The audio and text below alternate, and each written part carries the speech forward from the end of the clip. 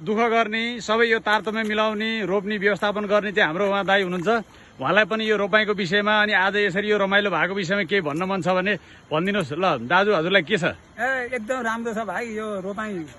अब किनभने हामी धेरै खुसी छौँ। अब भाइ रामचन्द्र जापानमा हुनुहुन्छ, उहाँले यो खेत रोपाउनु उहाँलाई रहरै भयो र रोप्नु अङ्कल भन्नुभयो, मैले रोपेँ, राम्रो छ। दाइ पनि यहाँ गाउँबाट धेरै सहयोग गर्नुभयो। अब यो किसानलाई चाहिँ अब चाहिँ मलैको छ के, अब यस्तो दुःख गरिरहेको तपाईँको मल भन्ने अब पाउँदैन कहीँ। खेत रोपेपछि अब हिँड्न पर्छ। हामी कहीँ पैसा तिरेर पनि हामीले मल पाएन। यो चाहिँ बाखोर नगरपालिका मेयरलाई पुऱ्याइदिनु पर्यो हजुर यो कुरो। हामीले मल पाएनौँ कि ठुलो आवश्यक पर्यो हामीलाई खेती गर्नलाई, मलै छैन। मल कहीँ पाइँदैन। अब यो रोपाइँ गरेर गलिया लाठे कहाँ हिँड्ने कसो गर्ने, पैसा तिरेर पनि मल पाइएन। यति चाहिँ जसरी हुन्छ मेयर साहबले हेरिदिनु पर्यो हजुरको। ल किसानको आवाज यस्तो छ, किसानको आवाज यो आवाजसँगै यो आवाज कहाँसम्म पुग्छ, कति पुग्छ, के हुन्छ होइन, यो विषयमा अलिकति कुरा पनि फेरि किसन दाइ पनि राखिदिनु होला। नमस्कार समस्त यहाँ उपस्थित आमा बुबा दाजुभाइ दिदीबहिनीहरू। म खासमा के भन्न चाहन्छु भन्दाखेरिमा मेचीदेखि महाकाली, पहाडदेखि तराईसम्मका हाम्रा नेपाली किसान दाजुभाइको एउटै आवाज छ अहिले, हामीलाई मल खोइ। तपाईँहरू पनि भन्नुहोस्, हामीलाई मल खोइ, हामीलाई मल खोइ, यो एउटा आवाज छ। अब यसलाई चाहिँ नि यसलाई समस्या समाधान गर्नको लागि अब सरकारमा गुहार्न जाँदाखेरिमा सरकारले कृषि सामग्री कम्पनी देखाउँछ। कृषि सामग्री कम्पनीमा गयो मल देखिन्छ, तर त्यहाँबाट दिएको छैन भनिदिन्छ उसले, नगरपालिका जा भनेर भनिदिन्छ। अनि नगरपालिकामा जाँदाखेरिमा उसले के गर्छ, 20 बोरा मल दिएर सहकारीलाई पठाउँछ, 20 बोरा मल दिएर। अनि त्यो बिचरा त्यो सहकारीको सञ्चालकले त्यो 20 बोरा मल लिएर आउँछ र 100 जनाको लाइन लगाउँछ। 100 जनाको लाइन लगाएर उसले बाँड्छ, 10 किलोको दरले त्यो मल बाँड्छ। अनि 10 किलोको दरले मल बाँडिसकेपछि अनि अब यहाँ यो हाम्रो खेत रोप्ने भाइ यो भ्युसिनले पनि उसले पाउने 10 किलो मल पाउँछ। अब तपाईँहरूले नै भनिदिनुहोस्, यहाँ 5 बोरा मल लाग्छ। यो चाहिँ नि अब 13-14 रोपनी खेत छ यो, 5 बोरा मल लाग्छ।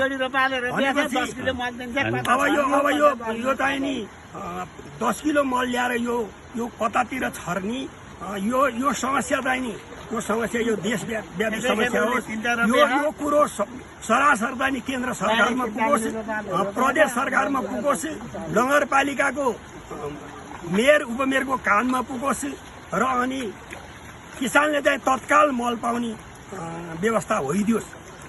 म यति भन्न चाहन्छु। र अनि अब अर्को कुरो लास्टमा के भन्दाखेरिमा किसान कहिले पनि किसान उँभो लाग्न पाएको छैन। किन पाएको छैन भन्दाखेरिमा अब यहाँ यो खेतमा आलु रोपेको थियो, यो भाइले चाहिँ लगभग चाहिँ 15 रुपियाँमा यो यहाँको आलु बेचेको छ, किलाको 15 रुपियाँमा बेचेको छ।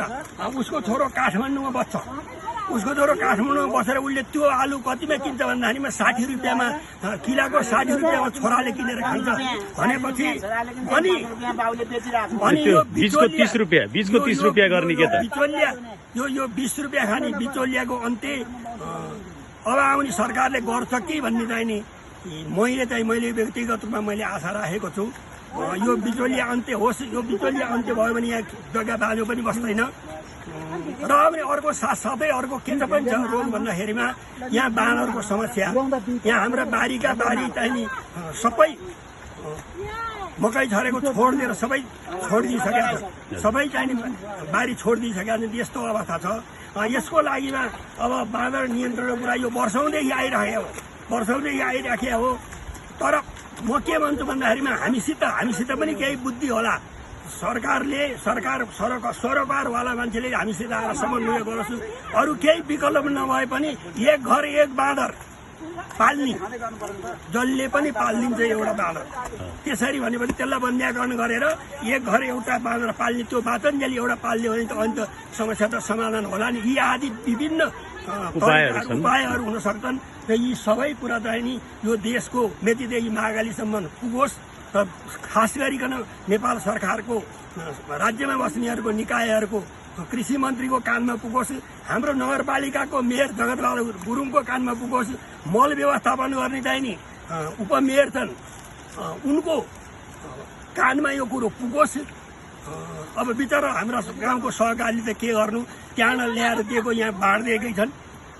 अब यति भन्दै अब आगामी वर्षसम्म आउन सकिन्छ सकिँदैन। अब अहिले आइयो सबैजना मिल्यो रमाइलो गरियो, खास गरिकन उहाँ पनि जाउँ भनेको सरक्क आउनुहोस्, ज्यादै खुसी लाग्यो, रमाइलो भयो, रमाइलो गरियो। यति भन्दै जय जय किसान, जय किसान, जय कृषि। अब सृष्टिको क्रममा घुसुनादेखि मनुष्य लगायत देव स्वर्गसम्म सबैले खानुपर्छ। सबै किसानले गरेको अन्नबाट बाँचिरहेका छन्, नत्र भने कोही संसार रहँदैन, सृष्टि उल्टिन्छ। किसानले खेत रोपिदिन्छन्, बारीमा मकै झर्छन्, त्यो खान पाएका छौ। तिमीहरू सबैले, राजा प्रजा नेता सबैले किसानले गरेको अन्न खाएर डगारेर हिँडिरहेका छौ भन्ने कुरो तिमीहरूको भित्र दिव्य चक्षुले एकपल्ट यहाँ हेर। यहाँ कति दुःख छ यी किसानलाई। यिनै किसानले गरेको अन्न खाएर पो तिमीहरू डगाइरहेका छौ भन्ने कुरो बुझ है। अब हो, यो किसानले गरेको परिश्रमको मूल्य सही ठाउँमा आउनु पर्यो भन्ने हामी अभिलाषा यही हो। र यही अभिलाषा अन्तर्गत सर्वमङ्गलम सर्वदाको चाहिँ पृथ्वी परिक्रमा यात्रामा हामी आज यहाँ आएर यो चाहिँ जमघट गऱ्यौँ र उहाँहरूको दुःखको कुरालाई केही हदसम्म भने पनि सञ्जाल मार्फत सबैका ठाउँ ठाउँमा कान कानमा पुगोस् भन्ने हाम्रो अभिलाषा हो। र यो पुगोस् हो। हजुरहरूको केही छ कुरो, केही गुनासो छ, किसान सम्बन्धी केही छ ल भन्नुहोस् है। हाम्रो महिला दिदीबहिनीहरूको केही छ भने ल भन्नुहोस्, केही छ?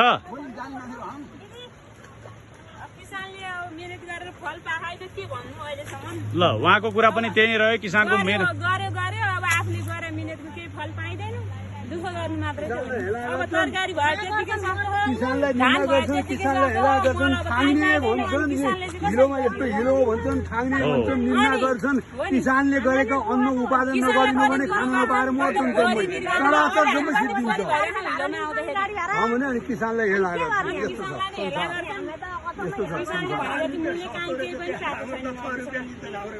समग्रमा कृषि किसानको उन्नति र प्रगतिको लागि सबैले लाग्नुपर्ने र उहाँहरूको परिश्रमको मूल्य सही रूपमा पाउनु पर्यो भन्ने आवाज सबै किसानको भेटियो।